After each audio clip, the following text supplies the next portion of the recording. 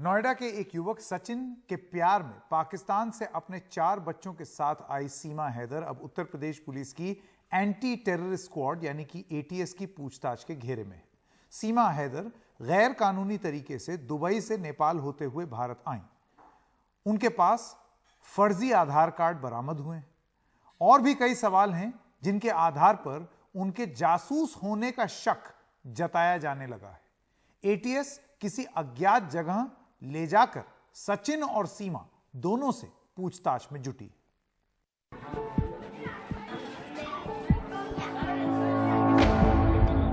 UP ATS ने सीमा हैदर को उठा लिया है। उसके पास से 6 आधार कार्ड मिलने का मामला सामने आया।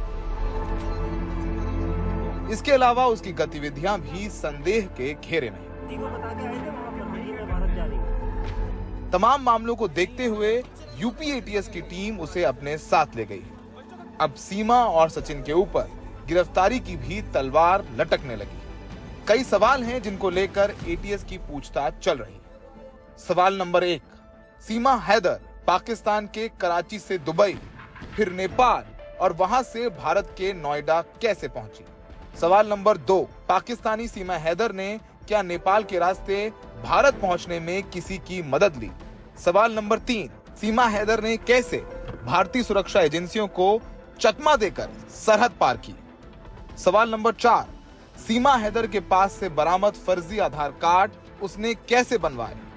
सवाल नंबर 5, पाकिस्तान के अच्छे आर्थिक परिवार की सीमा हैदर ने मजदूरी करने वाले कम पढ़े लिखे सचिन मीणा को क्यों चुना?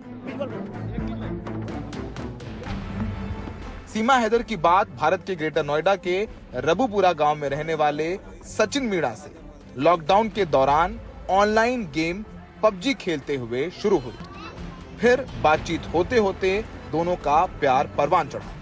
हमने कुछ दिनों पहले सीमा हैदर और सचिन से बातचीत की थी, जिसमें सीमा हैदर बता रही थी कि वो कैसे भारत पहुंची। प्लॉट भी भेज दिया आपने, सबको नेपाल तक आ गए, डर नहीं लगा आपको?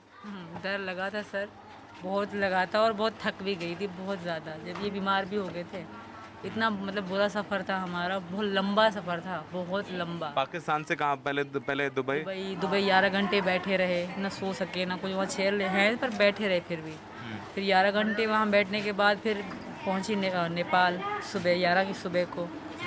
फिर वहीं से पोखरा से फिर यहाँ तक का सफ़र बहुत मुश्किल था।